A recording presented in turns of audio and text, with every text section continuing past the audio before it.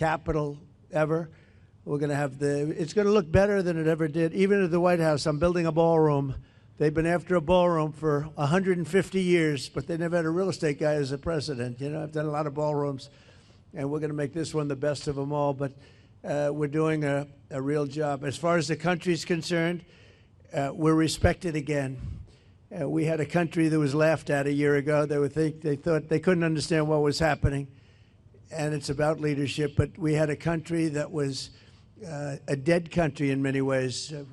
Went to Saudi Arabia, I went to Qatar, I went to UAE. We came back with $5.1 trillion of investment in this country, and we're over 17 trillion. Now, a lot of you don't know what that means, and nobody knows what it means because it's never happened before. In 5 months, because really it's a 5-month, even though we're here 7, but we started 5 months ago in terms of investment, and we have, because they see what's happened to our country, we're going to be over 17 trillion with a T, dollars of investment. There's never been anything close. If we did 1 trillion in a year, and we're talking about over a 5-month period, maybe 6 months if you look at it, but over $17 trillion.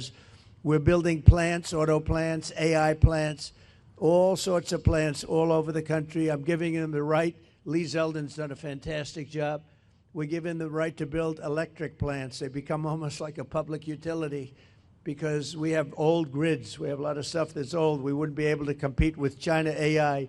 And now we're totally leading the AI race and the artificial intelligence. It's a big deal. And it's the hottest thing there is for probably in 35, 40 years. It's a lot of people don't know what it is. Just trust me, it's very hot. It's big. But they need massive amounts of electricity. They need more electricity than we have right now in the whole country servicing everything. In other words, we have to at least double it up to be competitive and to be leading.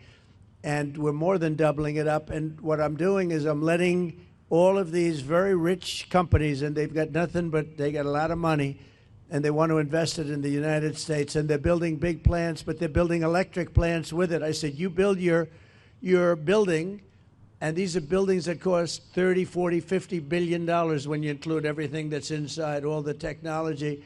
I said, I'm going to let you build electric plants to fire your own electricity, and anything that you have left over, you sell it back into the grid. So all of these big factories that are being built are building their own electric plants fired by oil and gas. They're not fired by wind, by the way, because wind doesn't work, but we won't say that. It destroys everything. It looks terrible. It's a very expensive form of energy, and we're not doing wind. We're going back to fossil fuel. I hope not too many of you people are going to be upset, but we have to go back to what works. We can't be foolish. But we're building massive electric plants all over the country. The companies are building, and then they sell it back into the grid. But we're building numbers that nobody's ever seen. We're auto plants. We have many auto plants going up, whereas during the last 4 years, as you know, we had like none. People weren't investing here. So where they weren't investing and they were leaving. But I just finished by saying this. So I was with the King of Saudi Arabia. I was with all of the NATO leaders a couple of weeks ago. And they are putting up not 2%, but 5%. They said 5% of GDP. That's a lot of money. They'll have trillions of dollars put up. They were putting up 2, but they weren't paying it. Now they're putting up 5, and they're all paying it.